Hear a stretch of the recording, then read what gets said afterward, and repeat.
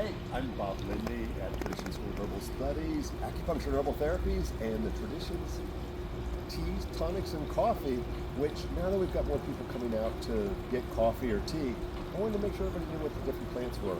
So you're going to see a bunch of different videos as we go around the garden talking about the plants. So this is a sycamore tree. Don't usually find them this far south, but now it's been a couple of years. It's really going into its own. Sometimes it's just bare sticks because it does drop its leaves in the fall, so it's a deciduous. If you touch it, it's going to feel cold in your hand compared to the other things. So, and I just planted this little baby, so it's going to be an annual, so it'll be here for another 6 months or so. But this is an Asian mallow, so it's cooling, moistening, more food than medicine, but a little bit of both. We've got our Indian perennial Tulsi. So this is an African holy basil. And so give this a rub and smell it. I think it's a little bit drier, a little bit more acrid than your Indian Tulsi. All the same uses. This is spiderwort, and this is a great one to eat. It's super yummy, and this is used the same way aloe is, and this is a Florida native. And you can see it's sticky, mucilaginous plant snot. And so we can put this on burns, cuts, dry skin, and all of this can be eaten. If you've ever been on a plant walk with me, I always talk about papaya. This one is native to the tropics. This was one of the gifts that Columbus brought back to the old world. And of course, we've got the edible fruit that has seeds in there that are anti-parasitic and peppery spicy. You can also harvest the plant sap, and so just by scratching this, we get this sap that drips out that we can use to get rid of warts or remove skin tags. The leaves are specifically used for dengue fever. And then down here, this little baby, and oh, we're getting a few little fruits on here. It's super small. This will turn into a small bush. This is Kafir Lime.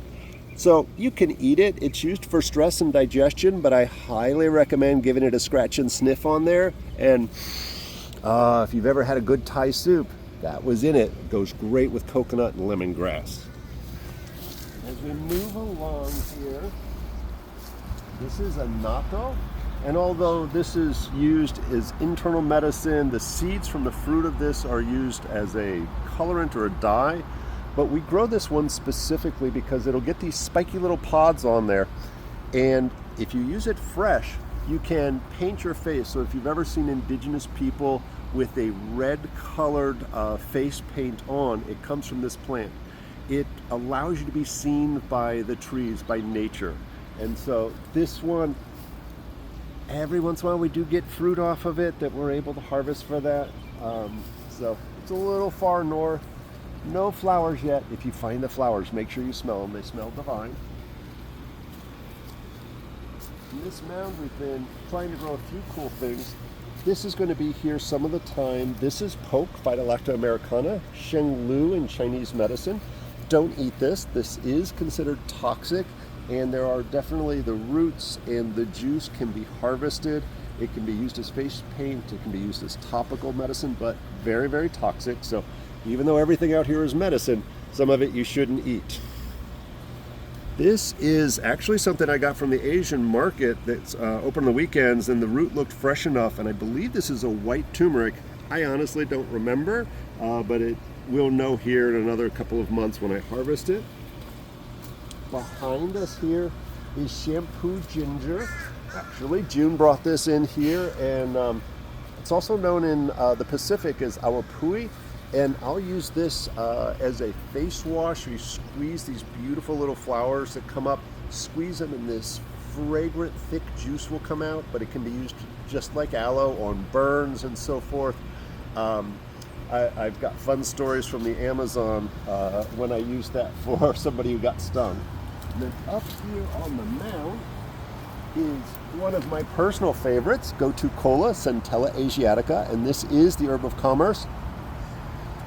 One of my favorite herbs for autism spectrum, for ADD, ADHD, frequently combined with one that we saw over by the pond, which was the bacopa. Bacopa cooling and moistening, go-to cola more nourishing but drying, and so I change the ratio of those based on what's going on.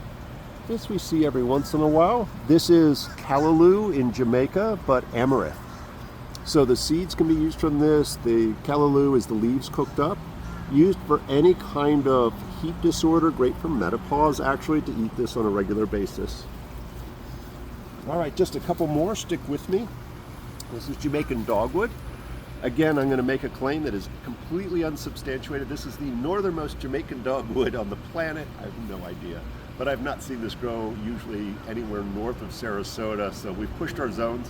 But this is used as a sedative. It's a good painkiller, antispasmodic, and sedative. So for pain that's keeping you up at night, I really like this one. We use the bark from this. A little bit of work of preparation. It comes out best fresh. But so far it's been growing like gangbusters here. This is only here about half the year. This is this beautiful Peppery Notorium. Although I haven't used it for medicine, it is a wonderful addition to your salad. It's spicy, peppery goodness, and so both the leaves and the flowers can be eaten. And last but not least, the very popular Ayurvedic Neem.